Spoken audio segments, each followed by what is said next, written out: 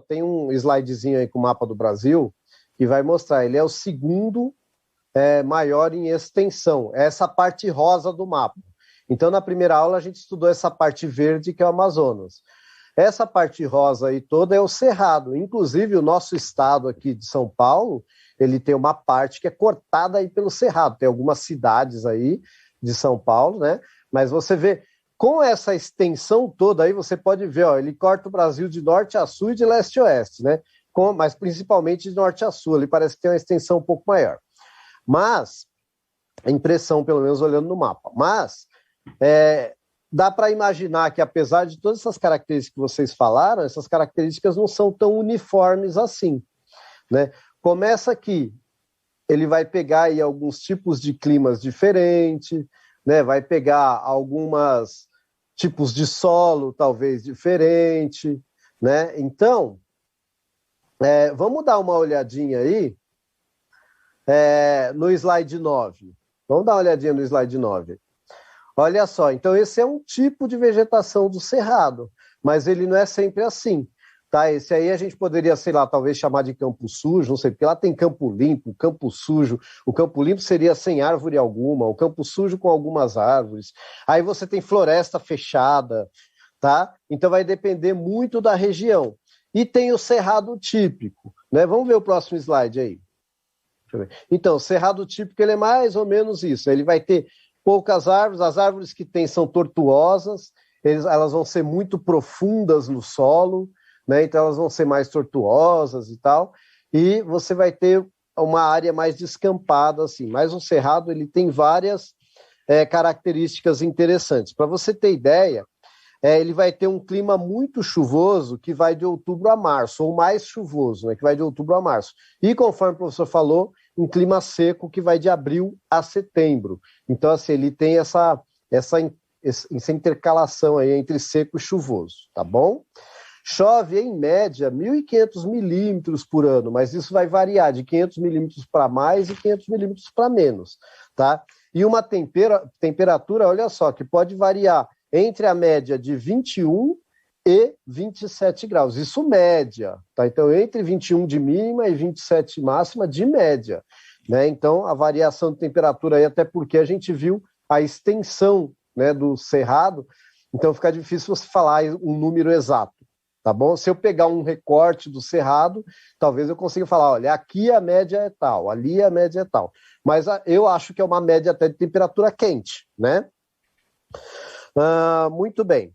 Então, o seu solo vai variar bastante, desde uma média aí razoável de um solo com bastante, vamos dizer assim, não tão rico, mas mais rico, e um solo bem pobre aí, tá bom? A gente pode falar assim, com pouca fertilidade e até com uma fertilidade razoável. Mas, de acordo com a literatura aí, não com muita variedade, muita fertilidade. Assim. Mas, se a gente for pensar nas savanas, né, que existem pelo mundo, e a gente caracterizar o nosso cerrado como uma savana, é de longe o com maior biodiversidade que existe na face da Terra. Tá? Então, essas são algumas características aí interessantes. Bom, aí eu quero saber, eu falei aí que pode ter diferentes tipos de floresta, se você for perto do rio, vai ter uma floresta bem fechada, se você for se afastando, dependendo do lugar, vai ter uma floresta mais aberta. Aí eu tenho mais uma perguntinha para você aí, ó. O que influencia o tipo de vegetação que nasce em uma região? Vamos ver aqui, então. Então, gente, ó, na verdade, lá no comecinho da aula, eu dei já um spoilerzinho, né? Falaram, ó, a relação que a professora Priscila leu aí, a relação com a quantidade de sol que vai bater, né? A incidência solar, isso vai estar ligado ao quê? A latitude. Que região que está no mapa ali? Está numa região tropical, está numa região equatorial, está numa região subtropical. No caso ali, você vai ver que está toda dentro da região tropical. Então, isso influencia. Que falaram muito bem. Então, o sol é uma das coisas. A outra coisa, o solo também. Né? A gente viu que tem diferentes tipos de solo. E o cerrado vai ter diferentes aparências, dependendo de onde a gente olha. Né? Vai ter lugares que vai ter a mata bem fechadinha, e vai ter, a gente fala em cerrado, a gente pensa em mata aberta, mas você vê que o cerrado vai ter um lugar que vai ter mata bem fechadinha, vai ter um lugar que vai ser mais ou menos, né, vai ter uma árvore aqui, outra ali, e vai ter o outro lugar que vai ser um campo limpo, que o nome é campo limpo mesmo, que você não vai ver árvore, você vai ver só vegetação rasteira. Tá? Então, tudo isso está dentro do cerrado. E tem outras. Tá? Existem várias classificações, lá mais de 12 as classificações. Então, eu estou falando algumas, só para você entender que num mesmo bioma, né, conforme trata o IBGE ou conforme trata a nossa habilidade, num mesmo ecossistema, a gente encontra diferentes formas ali da vegetação, tá bom? Então, aqui em São Paulo, o cerrado pode ter um jeitinho, né? Se você vai lá mais para o centro do Brasil, vai ter um outro jeitinho, tá bom? Muito bem. Deixa eu ver o que mais que eu guardei para falar aqui. Ah, sim, e o que é importante, essa vegetação vai trazer o quê? Os animais, vai trazer os outros seres vivos. Eu tenho alguns dados aí, ó, pode pôr o slide aí do animalzinho aí para a gente ver. Então, eu tenho alguns dados aqui, ó, por exemplo, para você ter ideia de como que é o negócio, ó, a gente vai ter aí aproximadamente 1.000 espécies de peixe, 850 espécies de ave, 187 espécies de répteis, 252 espécies de mamífero, como esse que apareceu na figura aí do slide, né? Sendo que desses, 18 são endêmicos. Nossa, professor, o que quer dizer endêmico? Quer dizer que só existe lá, não existe em outro lugar, tá bom? E o que mais que a gente tem? Eu tenho aqui uns dadozinhos aqui. Ó, 113 espécies de anfíbios, né, de sapinho, de rã, etc. Então, olha quanta coisa que a gente tem. Só de planta, gente, são mais de 12.000 espécies. E dessas, 7.000 só aparecem lá no Cerrado. Quer dizer, se você destruir a vegetação do Cerrado, meu querido, você está destruindo uma vegetação que só tem lá. Olha aí que outro animal bonitão que tem lá. Mostra aí, por favor. Mostra aí o slide da onçona pintada aí. Isso, olha aí, é outro animal que tem lá. Pode passar o próximo slide, por favor. Então, esses animais, nem todos aí são endêmicos, tá? Eles aparecem em outras regiões do Brasil, mas eles visitam lá, né?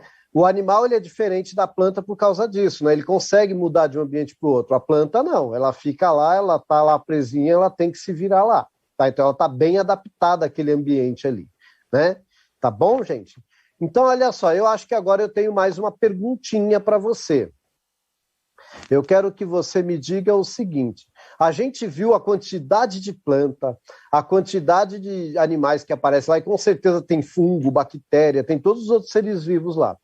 E aí, se a gente imaginar que o Cerrado hoje, ele é muito ocupado, para vocês terem ideia, aproximadamente aí, ó, deixa eu pegar o dado que eu tenho aqui, pouco mais de 2% do Cerrado vai ter proteção integral, tá?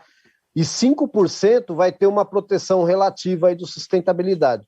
O restante, gente, está sendo aí muitas vezes utilizado para pecuária, né, para produzir pasto, para plantar plantas exóticas, né, porque você tem que plantar o capinzinho lá para o boi comer, tá? Queimada, né, desmatamento. Então, pensando nisso, responde aí a perguntinha, ó. A perguntinha está aí. Qual o problema em destruir o cerrado para dar espaço para a agropecuária e a agricultura, por exemplo? Mas tem outros problemas também. Causado. Mas por que causa esse impacto? A gente não pode esquecer disso, gente. Quem é que come a carne que é produzida lá no cerrado?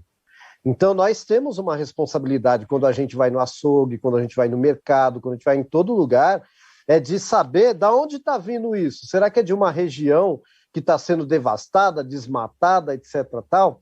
Isso aí, eu estou falando isso para a gente refletir, tá? É só isso, não é querendo causar polêmica, né? Mas eu acho que é necessário a gente parar para pensar, né? Qualquer coisa que a gente come, eu não sou vegetariano, não, estou falando do boi, mas quando você vai comer um alimento de origem vegetal também, será que foi desmatado para poder plantar aquele alimento? Em que região que foi, etc. e tal? Essa é a reflexão, o consumo responsável Quem colocou aqui foi a professora Amanda. É isso aí, professora. Consumo responsável reflete em tudo isso que a gente está falando. A gente falou da Amazônia, falou do Cerrado e tem muito mais. Porque a gente tem que lembrar que a gente também precisa viver, precisa comer, o produtor também precisa, né? E aí não adianta radicalismo de nenhum lado, a gente tem que procurar sustentabilidade. E isso aí a gente vai discutir ao longo das nossas aulas.